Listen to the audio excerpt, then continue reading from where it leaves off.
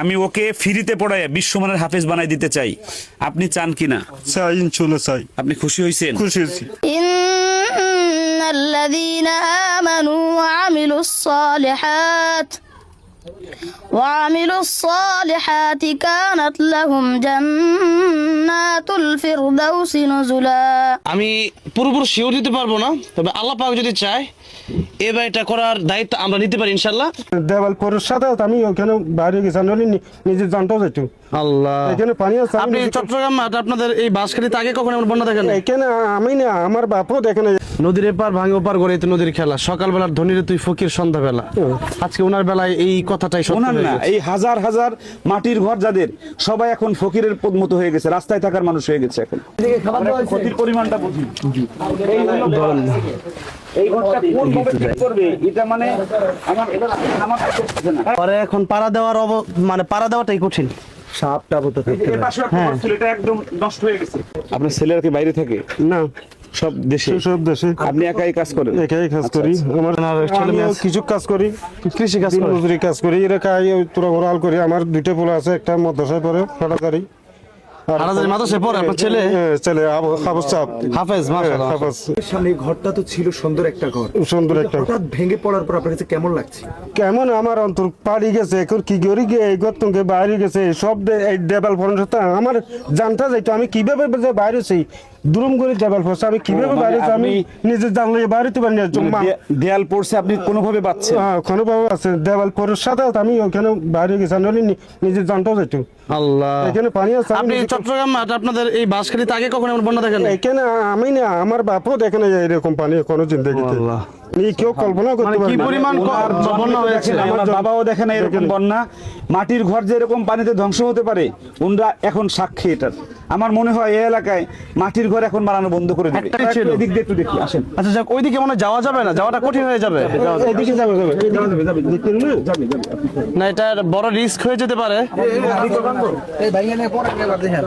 শুধু যে ঘর নষ্ট হয়েছে তা নয়, প্রত্যেকটা ঘরে 6 মাসের খাবার, ধানগুলো এভাবে নষ্ট হয়ে যাচ্ছে।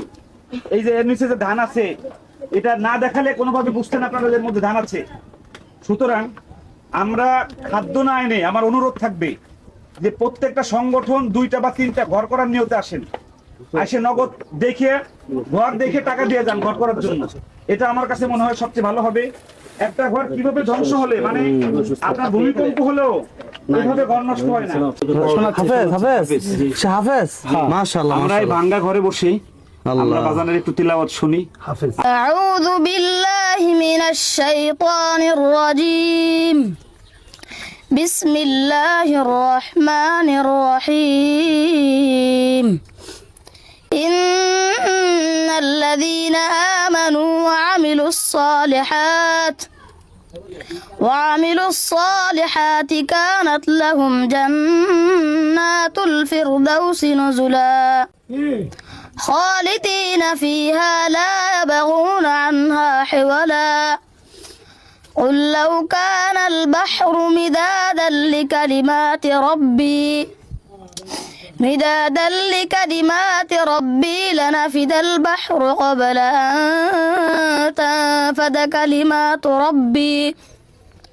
أن تنفد كلمات ربي ولو جئنا بمثله مددا صدق الله العلي العظيم। আপনার ছেলে তো বিশ্বমানের হাফেজ হবে, বিশ্বমানের হাফেজ হবে, বিশ্বমানের। এই ছেলেকে আপনি আমার কাছে দিয়ে দিয়েন। আপনি ভিতরে আসেন, এদিকে আসেন, এখানে এসে বসেন। আমি 12,000 টাকা মাসে বেতন নেই, শুধু আপনার এই চোখের পানি মুছে দেওয়ার জন্য। ও যেন আপনাকে সুখ দিতে পারে। আমি ওকে ফ্রিতে পড়ায় বিশ্বমানের হাফেজ বানাই দিতে চাই। আপনি চান কিনা? চাই, ইনশাআল্লাহ চাই। আপনি খুশি হয়েছেন? খুশি হয়েছি। আমার কাছে মনে হয় ইনশাআল্লাহ এই বন্যা আপনার জন্য রহমত, এই ঘর ভাঙা আপনার জন্য রহমত। এই ঘর না ভাঙলে আমি আপনার কাছে আসতাম না, আর আপনার এই ছেলে আমার নজরে পড়তো না। আর আমার নজরে আসার কারণে আপনার ছেলে হতে পারে যে আগামী 2 বছরের মধ্যে বিশ্ব জয় করবে। ওই যে দেখেন না, বিশ্ব জয় করে। আপনার ছেলে এরকম কোরআন দিয়ে বিশ্ব জয় করুক, আপনি চান? চাই, ইনশাআল্লাহ চাই, আমি চাই। আমার বাচ্চা যদি পড়াইতে পারে ইনশাআল্লাহ আমি চাই। তুমি কি বিশ্ব জয় করতে চাও? ইনশাআল্লাহ। আমার শায়েক ইলিয়াস লাহোরি আছে, উনি তো তাজবিদ বোঝে, ওর তাজবিদ যথেষ্ট সমস্যা আছে, তবে কণ্ঠটা ভালো। আর যদি করানো যায় তাহলে তাকে এই চট্টগ্রাম বা বাঁশখালীর জন্য একজন বিশ্বমানের হাফেজ আমি বানিয়ে দিতে পারবো, আমি গ্যারান্টি সহকারে বলছি ইনশাল্লাহ। আপনি এর তেলাওয়াত শুনে, কণ্ঠ শুনে কি মনে হলো? আলহামদুলিল্লাহ।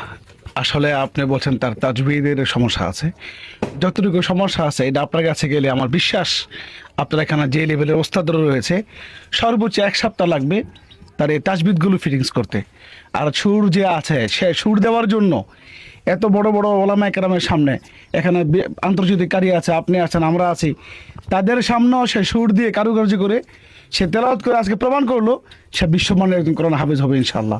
আমি দোয়া করছি সে যেন এই কোরআন দিয়ে সারা পৃথিবী জয় করে, এবং এই যে আজকে যে ঘরের মধ্যে আমরা বসে আছি, যেই বাঙ্গাচূড়া, যেখানে বসার কোনো ব্যবস্থাপনা নেই, হ্যাঁ, অস্বস্তিকর একটা পরিবেশ, আল্লাহ তাআলা যেন এই ঘরের ব্যবস্থা করে দেন। এই ছেলের তেলাওয়াত শুনে তোমার কি মনে হলো একটু? এই ভাঙা একটা বাড়িতে 2 জন হাফেজ রয়েছে, আমরা ছোট একজনকে পেলাম এবং অবিশ্বাস্য, মানে বিশ্বাস করার মতো ছিল না আমার। এত সুন্দর তিলাওয়াত করেছে ও। এই বাড়িটা ভেঙে গেছে, একটু আগে আমরা একটা বাড়ি করার উদ্যোগ নিয়েছি এবং বাড়িটা করে দেবো একজন অন্ধ মানুষের। আমি পুরোপুরি শিওর দিতে পারবো না, তবে আল্লাহ পাক যদি চায় এই বাড়িটা করার দায়িত্ব আমরা নিতে পারি ইনশাল্লাহ।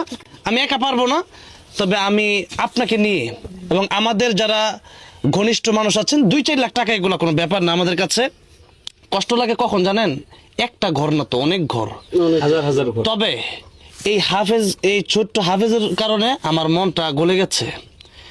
এই জায়গাটা গাজা, যেমন ফিলিস্তিনের গাজা আপনি বলছিলেন যে যেমন ধ্বংসস্তূপে পরিণত হয়েছে, এই ভাঙা একটা বাড়িতে এত সুন্দর একজন হাফেজ কোরআন রয়েছে, এত ওই যে বলা হয় যে গোবরে পদ্মা ফুল ফুটেছে, এরকম আর কি। একটা ভাঙা বাড়িতে এরকম একজন হাফেজ কোরআন রয়েছে, আপনার তো চিন্তা করার কোনো প্রশ্নই আসে না। দুনিয়ার বিপদে কোনো বিপদই না, কবরে যাওয়ার পরে হচ্ছে যত বিপদ, হাসরের বিপদ, মিজানের বিপদ, ফুল সিরাতের চেয়ে বড় কোনো বিপদ নাই, জাহান্নামের চেয়ে বড় কোনো বিপদ নাই। তো যাই হোক, দুনিয়াতে অনেক সময় আল্লাহ মানুষকে বিপদ দিয়ে আখিরাতকে তার জন্য সহজ করে দেয়, এবং আখিরাতে তার জন্য অনেক সময় জান্নাত বরাদ্দ হয়। সে পড়তেছিল যে ইন্নাল্লাযীনা আমানু ওয়া আমিলুস সালিহাতি কানাত লাহুম জান্নাতুল ফিরদাউসি নুজুলা, যারা ঈমান এবং নেক আমল নিয়ে আল্লাহর কাছে যাবে তাদেরকে আল্লাহ এমন জান্নাত দিবে যে খালিদিনা ফিহা, যেখানে তারা চিরস্থায়ী থাকবে, আর কোনদিন সে আরাম থেকে তাদেরকে কেউ বের করবে না, আল্লাহ তাদেরকে বের করে দিবেন না, চিরস্থায়ী থাকবে। তো এই বাড়িটা আল্লাহ পাক ধ্বংস করে দিয়েছেন। আমি চাই আল্লাহ যেন এই বিপদের মাধ্যমে যেন জান্নাতে আপনাদের ফ্যামিলিকে ঘর বানিয়ে দেন। আমি বারবার ওনাকে বলছিলাম যে আমরা তো চলেই যাব, কিন্তু যদি বিপদটা আজকে আমার হতো তাহলে আমার কেমন লাগতো? আমার মা যদি এইভাবে থাকতো বসে, আমার বাবা যদি আজকে এইভাবে ঘরে বসে থাকতো, আমি কি পারতাম বসে থাকতে? আমি তো হাই হতাশ, পাগল হয়ে যেতাম। আল্লাহর কাছে শুকর আদায় করতেছি যে ওর তেলাওয়াতটা শোনার কারণে আজকে হয়তো তেনার বাড়িটা আমরা করে দিতে পারবো ইনশাল্লাহ। যেখানে থাকা যাবে না সেখানে অনেক সম্পদ গোছায় কোনো লাভ নেই। আমি একটা কথা বলি, একে যদি আমি ফ্রিতে পড়ানো, যেহেতু পড়ানোর নিয়ত করেছি, প্রতি মাসে ওর পেছনে 12,000 টাকা আমার খরচ হবে। 12 মাসে 1,30,40,000 টাকা খরচ হবে 1 বছরে। যদি সে আমার কাছে 5 বছর পরে, কমপক্ষে 7 লাখ টাকা খরচ হবে। এই 7 লক্ষ টাকা দিয়ে তাকে আমি এই বাংলাদেশের একজন শ্রেষ্ঠ মানুষ বানানোর চেষ্টা করব ইনশাআল্লাহ। এটা বাঁশখালীর জন্য অনেক বড় নিয়ামত হবে। আমি যদি বেঁচে থাকি, যে 2টা বাচ্চার দায়িত্ব নিয়েছি, আমি ইনশাআল্লাহ দেখাই দেবো তাদেরকে করে। আপনারা সবাই দোয়া করবেন আল্লাহ যেন আর রায়হান পরিবারকে কিয়ামত পর্যন্ত নিজস্ব জায়গায় একটা মাদ্রাসার ব্যবস্থা করে দেয়, যেখানে হাজার হাজার ইতিমরা লেখাপড়া করবে। আর এই ঘরের দায়িত্ব বাজার নিয়েছে যেহেতু, ইনশাআল্লাহ হয়ে যাবে। আমাদের মিথিলা গ্রুপ আছে, ইনশাআল্লাহ হয়ে যাবে। আসসালামু আলাইকুম ওয়া রাহমাতুল্লাহি ওয়া বারাকাতুহু।